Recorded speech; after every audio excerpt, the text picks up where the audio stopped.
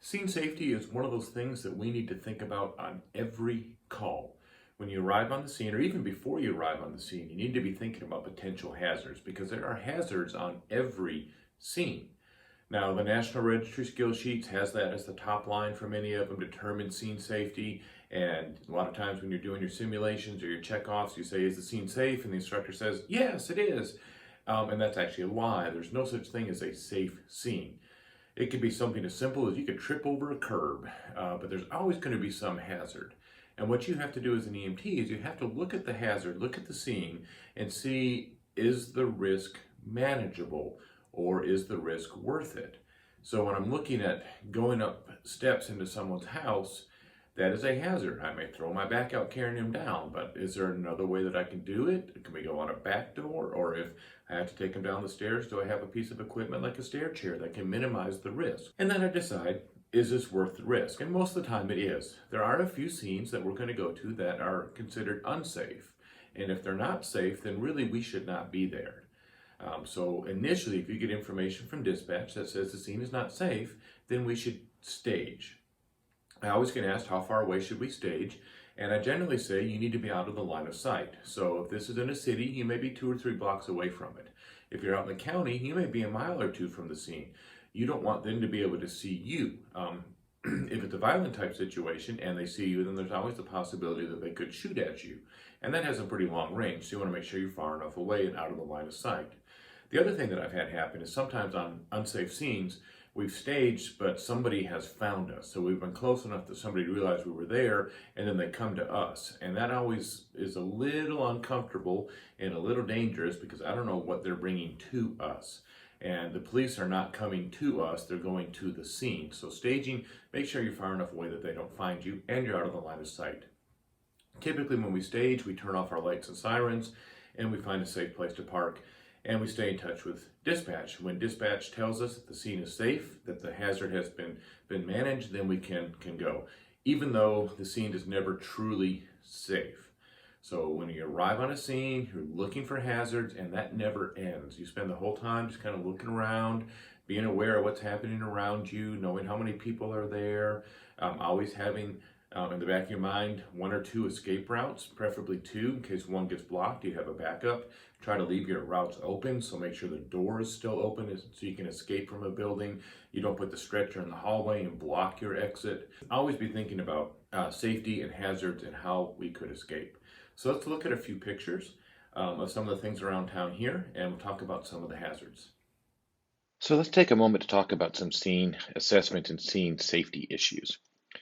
The National Registry Patient Assessment Skill Sheets always start with these steps, and the first 2 steps really have to do with our safety. One is taking the appropriate personal protective equipment precautions, and then determining the scene is or situation is safe. And again, it's never going to be completely safe, but is it something that we're willing to take the risk or that we can manage the hazard so that we can make it safe enough for us to be able to respond?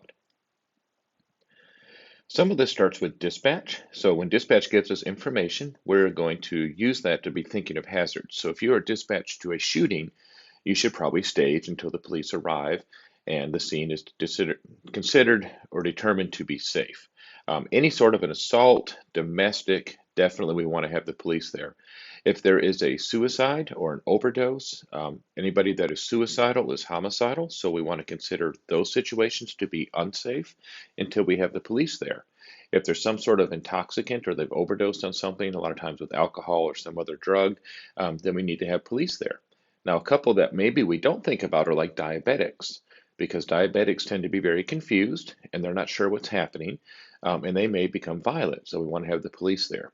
Behavioral emergencies is another one that could become potentially violent, mainly because the patient's confused, not that they're acting out specifically that they don't like you, but they're just very confused about what's happening and they respond by trying to defend themselves. So we have information from dispatch that says there's something that's a hazard, then we need to stage. And this is not just violence, there could also be things like hazardous materials or something's on fire, and then we need to call for the appropriate resource to try to minimize that risk. So always, always, always we have BSI. So we'll have our gloves and goggles, some sort of face protection. And nowadays, really the mask is also something that we should be wearing on just about every call. Most of the time we put this on before we leave the ambulance because we don't know what we're getting into. And it can be reasonable to assume that the patient is going to have some sort of body fluid or something in the air, and we have to mitigate the risk for that. So if we look at a couple of scenes, when you look at this one, there are all sorts of potential hazards here. We have broken glass, we have twisted metal, those are sharp. We would need a thicker uniform or turnout gear or thicker gloves when dealing with those so we don't get cut. There's the risk that gasoline or diesel or some other fuel could be leaking. And as we move into battery powered cars and hydrogen powered cars, we have other energy sources that may have to be managed before we can approach the scene. We have traffic, so we're going to be wearing our reflective vests. And there's also a possibility of airbag deployment. So if we get into these cars and the airbags haven't deployed yet, they could explode and cause some damage. So there's multiple hazards here. Looking at this next one, pretending to go into a water rescue, you want to make sure you are trained in water rescue, but also that you have personal flotation devices, rope rings that you can throw to a patient. And we don't want to get into the water unless we are trained and we have the proper equipment. Something like a construction site, and it's not uncommon to have an emergency at one of these. We have to worry about things falling on us, uneven ground, what are we walking on, are there exposed electrical wires? There's a long list of possibilities of hazards at construction sites, but again, most of the time we can make these safe enough for us to respond. When we're looking at a scene like this, you're thinking there's not a lot of hazards, but there's a set of stairs there, and they look kind of steep. So getting somebody out this front door and down those stairs could be a problem. So is there a possibility of a back door? Or is this one of those times I'm going to have to call for additional resources to get more people to help me lift somebody down some stairs?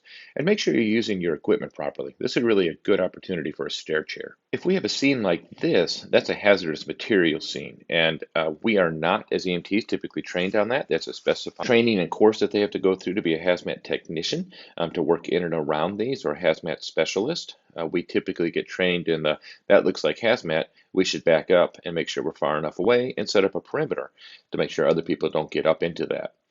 So this is one that the hazmat team is going to have to handle. We don't have the equipment or the training to manage this. When you have something like a structure fire, then that's going to be handled by the fire department.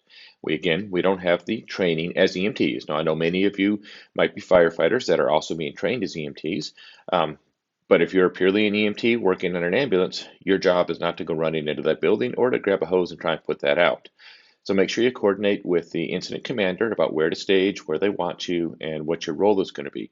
And typically what we're here for is if they find somebody in the house, we can take care of them, or if one of the firefighters gets hurt, then we can take care of them, and we're already there on scene. Because this is a pretty dangerous scene for the firefighters.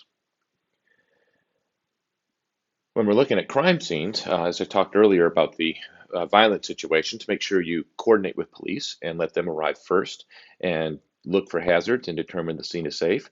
They have the firearms, the tasers, they have the vests, and most importantly, they have the training needed to manage crime scenes and violent scenes. That's what their job is. So once they say that the scene is safe enough for us, we can then arrive. And we want to coordinate and work with them. And if it is a crime scene, we always have to be careful about destruction of evidence. So we don't want to move anything. If we do move something, we need to document it. If we find anything that might be suspicious, we need to let the police know. So if you find money or pills or a weapon on a patient, let the police know, and they will manage that. We want to minimize the number of people that go in and out of scenes, because every time you walk into a scene, you leave some of your DNA evidence there, some of your skin cells and hair cells, and typically you get something on you, and you will carry that evidence away from the scene than when you leave. So more time was spent on this in a crime scene awareness chapter, but just try to minimize how much you disturb the scene. If we look at a scene like this, I see multiple hazards. I worry about body fluids. I worry about insects, bed bugs, roaches, whatever else. I see here on the lower right side, it looks like a space heater with stuff stacked on top of it and next to it. So there's a lot of hazards on a scene like this. And it's unfortunate that some people have to live like this. This is one that you might need to contact your Department of Human Resources or Health Resources to get them some additional assistance, but lots of hazards potentially with this one. So I hope that helps you identify a few hazards or potential hazards that we have on scenes. Remember, this is something we look for at every scene. We're looking for hazards. And it's not a do it once and done. You do it continuously. You're always looking for potential hazards because there's always going to be something on the scene that's a little dangerous. Most of the time, it's not anything that we consider to be too great of a risk. We'll go ahead and go in and take care of our patients, and we'll go through the call without any problems. But just always have that in the back of your mind. If you have any questions on this, please leave them in the comments below, or you can ask me when you're in class.